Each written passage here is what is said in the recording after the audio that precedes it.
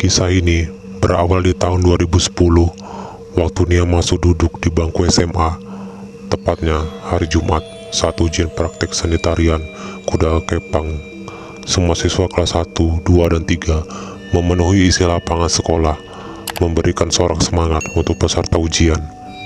Tarian yang mempertontonkan kelihayan peserta ujian agar mendapat nilai yang bagus, membuat beberapa pasang mata menikmatinya. Namun tiba-tiba, beberapa siswa berlari berhamburan, berteriak tak jelas, membuat sebagian siswa kebingungan apa yang sedang terjadi. Setelahnya, hampir separuh siswa yang berada di lapangan tersebut kesurupan massal.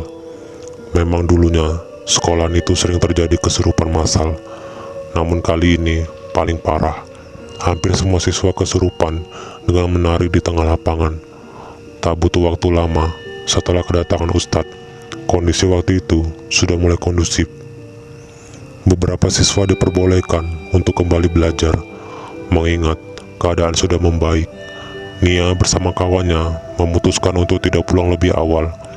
Mereka menuju kantin untuk sekedar mengisi perut. Tiba-tiba dari arah tak jauh dari pandangan Nia, ada siswa yang berlari meminta tolong. Ia berteriak, membuat Nia dan kawan-kawannya terjingkat. Dengan tergesa-gesa, mereka pun berlarian menuju tempat di mana siswa yang kesurupan itu. Beberapa siswa dan guru sudah membawanya ke aula, berharap tidak menular ke siswa lain dan membuat ricuh kembali. Waktu itu, Nia merasa ada yang janggal ketika melihat Sari. Gerakannya meliuk, kepalanya berirama dengan gerakan tubuhnya seperti ular. Dengan doa bersama di aula, akhirnya siswa itu sadar, namun masih dalam kondisi linglung. Akhirnya, atas persetujuan Pak Guru, Sari diperbolehkan pulang dengan diantara oleh Nia dan beberapa temannya. Nia masih mencerna gerak-gerik Sari, seperti bukan dirinya waktu itu. Sesampai di rumah Sari, kejadian kesurupan pun terulang kembali, di mana Sari meminta beberapa permintaan, seperti bunga, kemenyan, dan pandan. Tak hanya itu saja, Sari meminta baju warna putih, merias wajahnya, kemudian melantunkan tambang Jawa.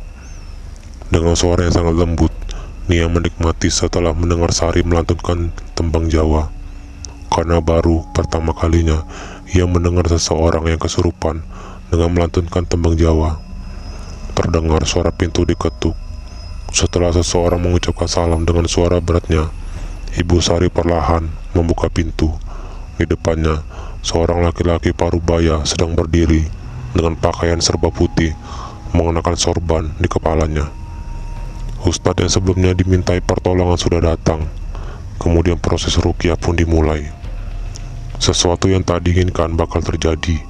Namun sebelum itu, Nia melangkah keluar, menutup pintu rapat-rapat setelah berpamitan dengan pemilik rumah. Sesampai di rumah, Nia bergegas untuk membersihkan diri, kemudian makan siang. Tiba-tiba perasaannya kala itu berbeda dengan biasanya. Ia sedikit demi sedikit melantunkan tembang Jawa. Dengan sayu Nia menembang hingga ia tak sadar jika suara keras itu mengagetkan dirinya. "Du," suara lantang terdengar dari arah belakang. Bau Siti mengagetkannya. Nia perlahan memalingkan wajahnya, memandangi wanita parubaya itu, kemudian tersenyum. Keesokan harinya, setelah merasa cukup melahap beberapa makanan yang sudah tersaji di meja makan, Nia berpamitan dengan Bu Ijem atau Bu Siti, melanjutkan ujian praktek seni yang sebelumnya belum usai. Di dalam ruangan yang cukup luas itu, Nia melihat kawannya, Sari, sudah duduk menyendiri. Kemudian ia melangkah perlahan mendekati si Sari. Suara gebrakan seketika membuat seisi ruangan itu menggema, namun Sari tak bergeming sedikit pun. Pelan sekali, kepala Sari yang menengok ke arah Nia yang sedang berdiri di sampingnya. Sari melotot, mengeluarkan bunyi berdenyut dari gesekan giginya. Memandang Nia dengan seksama tanpa berkedip membuat mentalnya menyurut. Nia lemas, hampir rubuh, namun masih ia tahan dengan sisa tenaganya. Melihat itu, Sari kemudian tertawa. "Nia, kamu ngapain berdiri di situ?" Ia menoleh, Memandang wajah Sari dari ambang pintu, kejadian yang ia alami barusan membuat Nia mengurungkan niatnya. Gak apa-apa, Sari, sedikit terbata, kemudian melangkah mendekatinya. Nia membuka omongan, menanyakan kabar dari Sari tempo hari. Setelah itu, Sari menceritakan bahwa sosok yang sempat merasuki tubuh Sari itu adalah seorang sinden. Namun yang membuat Nia terkejut ketika Sari menjelaskan jika sosok itu adalah siluman ular. Nia kaget, mencerna kata demi kata dari ucapan Sari. Kemudian ia berpikir, apakah mungkin salah satu dari ronggeng tersebut yang dia yakini sedang ikut bersamanya. Dalam hal gaib, Nia memang sedikit lebih peka. Sampai akhirnya, tiba-tiba saja Nia menangis tanpa sebab. Ketika itu, ia membuka netranya. Benar saja, tepat di hadapannya, ia melihat punuk rambut atau semacam gelungan rambut wanita zaman dulu. Sontak membuatnya terjingkat. Bos Siti yang bingung melihat kondisi anaknya segera mencari bantuan. Di sebuah rumah yang tak terlalu besar, dengan model limasan beserta ukiran pada gawang pintu jati, menambah kental aksen Jawanya. Belum juga diketuk, seorang laki-laki parubaya membuka pintu, kemudian mempersilahkan mereka masuk. Semerbak aroma dupa wangi dan beberapa kembang membuat suasana di ruangan itu begitu menyenangkan. Mbok Siti dan Nia pun duduk setelah dipersilakan oleh lelaki parubaya tersebut. Perhatikan bohlam lampu itu, Nia mengangguk, memperhatikan bohlam lampu yang dituju Mbah Harjo. Tak butuh waktu lama, Nia merasakan netranya tiba-tiba berat. Kemudian ia tertidur. Sebentar lagi, kamu bakal melihat siapa yang ganggu kamu. Di alam bawah sadarnya, Nia melihat dengan jelas. Sosok menampakkan wujudnya.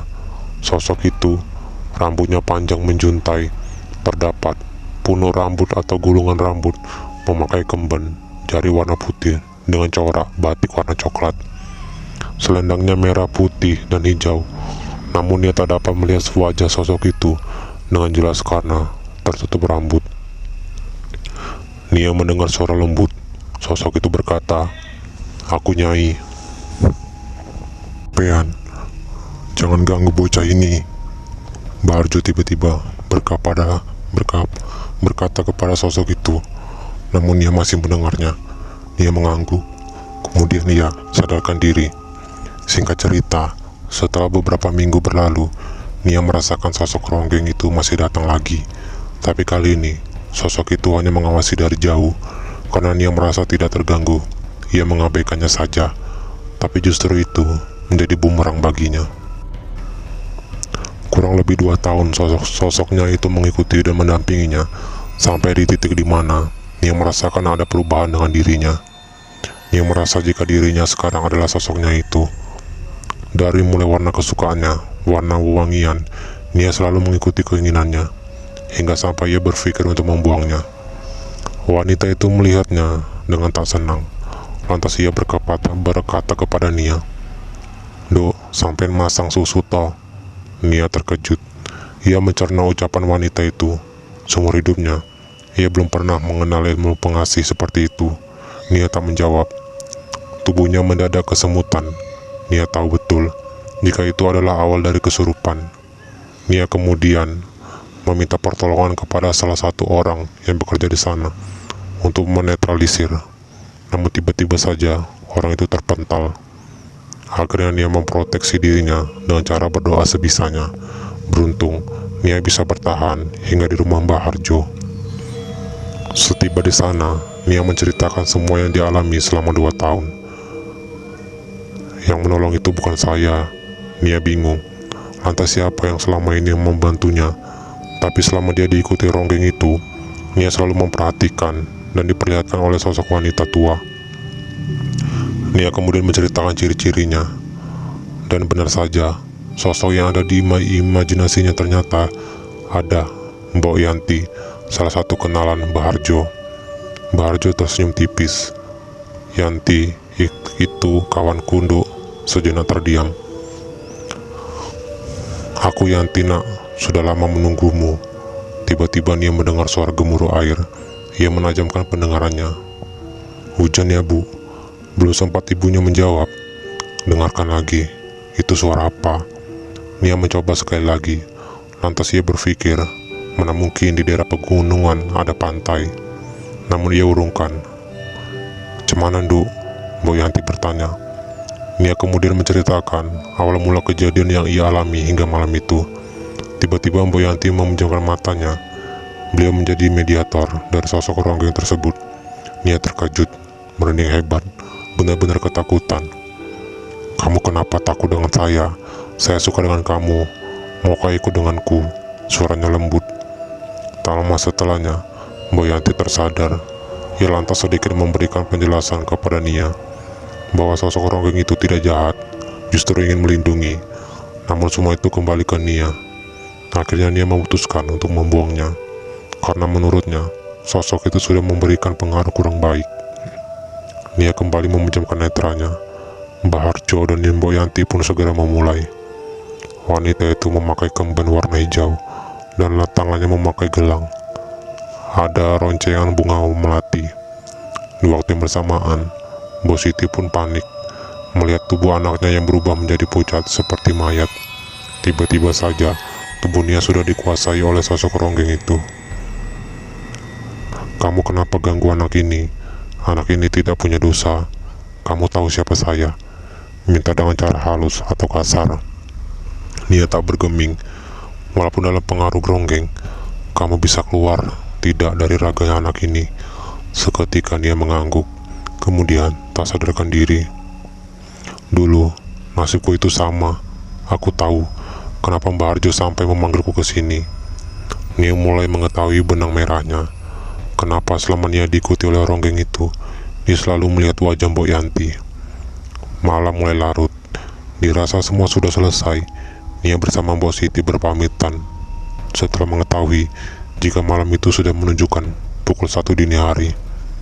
Sesampai di rumah, Nia merasa energinya terkuras setelah ritual malam itu. Ia membaringkan tubuhnya di depan kamarnya. Belum lama terlelap. Sekitar pukul 2 pagi, Nia bermimpi didatangi sosok itu. Entah beliau ini Nyi Roro Kidul atau Gusti Kanjeng Ratu Kidul. Beliau memakai mahkota yang tinggi berwarna emas, roncengan bunga melati, dan membawa sebuah tongkat panjang. Nia masih mengingat betul kejadian yang begitu cepat itu. Setelah kejadian malam itu, hampir setiap hari ia diperlihatkan oleh sosok wanita cantik yang hadir menemuinya dan memperkenalkan diri. Mereka ini adalah Abdi Kinasi dari Kanjeng Ratu Kidul. Setelah kejadian malam itu, Nia diberikan bunga kantil. Malam itu, tepatnya pukul 9 malam, Nia hendak bersiap untuk tidur. Tiba-tiba dari atas plafon kamarnya, ia melihat ada sosok wanita cantik hadir menemuinya. Beliau berambut panjang dan memakai baju warna putih yang bagus. Secara batin, ia menyebutnya namanya Sriwedari. Terlihat dari kejauhan di tengah remang-remang lampu jalan, mereka melihat sosok wanita memakai kebaya merah dan jarik warna coklat dengan rambut disanggul. Kejadian ketiga terjadi siang hari. Waktu itu, Nia sedang menunggu shift di ruang karyawan. Tiba-tiba ada dua sosok datang menemuinya. Kali ini Nia tidak bisa merasakan sosok itu seperti apa. Samar-samar, ia mendengar lirik suara wanita. Kamu mau minta apa? Karena saking takutnya, Nia hanya diam, menahan takut. Kemudian ia mendapatkan dua nama itu, Dewi Lanjar dan Nyai Roro Welas. Beliau seperti melayang melewati pintu kamar, kemudian duduk di kursi sudut yang menghadap langsung ke kamar. Refleks, Nia menarik selimut untuk menutupi tubuhnya. Pada bagian ini, Nia menjelaskan ada yang sangat aneh saat ia menulis ceritanya. Kejadian yang kelima, kejadian yang menurutnya paling menakutkan. Waktu itu, Nia di rumah sendiri. Orang tuanya sedang pergi. Nia hendak menunaikan sholat asar. Nia kaget dan merasa ada hawa yang aneh. Namun masih berpikir positif. Namun tetap saja, rasa takutnya melebihi apapun. Nia melihat sosok perempuan sedang tersenyum tipis. Kulitnya putih, rambutnya panjang, terurai. Memakai pakaian ageman warna hijau tua. Dan yang membuat ketakutannya bertambah adalah ada badan ular yang ukurannya besar sedang melilit tubuh sosok wanita itu. Kejadian yang keenam dan yang ketujuh terjadi ketika Nia sudah hijrah ke Jogja. Seperti biasa, Nia sedang beraktivitas. Nia tidak bisa melihat sosok beliau itu, hanya melihat merasakan kehadirannya, Ratu Sekar Pandita. Sosok kali ini berbeda dari yang lain. Beliau bukan dari Jawa, karena pada saat kedatangannya, beliau memakai ageman seperti pakaian adat salah satu suku luar Jawa. Beliau menyebut namanya Sri Sukma Dewi. Kejadian selanjutnya, kejadian belum terlalu lama pada tahun 2019. Waktu itu, Nia sedang ada di kosan. Kebetulan di dekat kosnya ada bangunan terbengkalai yang rumornya bangunan itu sering diberi sesajen. Malam itu, Nia sedang beristirahat. Tiba-tiba, ia melihat sekelebat sosok kuntilanak sedang mondar-mandir di depan kamarnya. Nia gelisah. Sosok itu memakai kebaya merah dengan jarik warna hijau tua yang dililitkan di perutnya. Kali ini, sosok itu tidak menyebutkan namanya dan anehnya, waktu itu Nia perlahan terlelap. Sampai pada suatu hari, Nia mengalami kejadian yang paling menyedihkan. Tiba-tiba ada yang datang. Beliau memakai ageman kerajaan zaman dulu berwarna emas dan memakai aksesoris kepala yang berwarna sama. Beliau duduk kemudian memberikan pesan kepadanya. Kejadian itu terus berlanjut. Jika Nia sedang diganggu oleh sesuatu, salah satu abdi Kinasih itu akan datang membantunya. Nah, mungkin singkatnya seperti itu. Kalau mau dibikin panjang, terima kasih untuk Mbak Nia yang sudah mau membagikan kisahnya.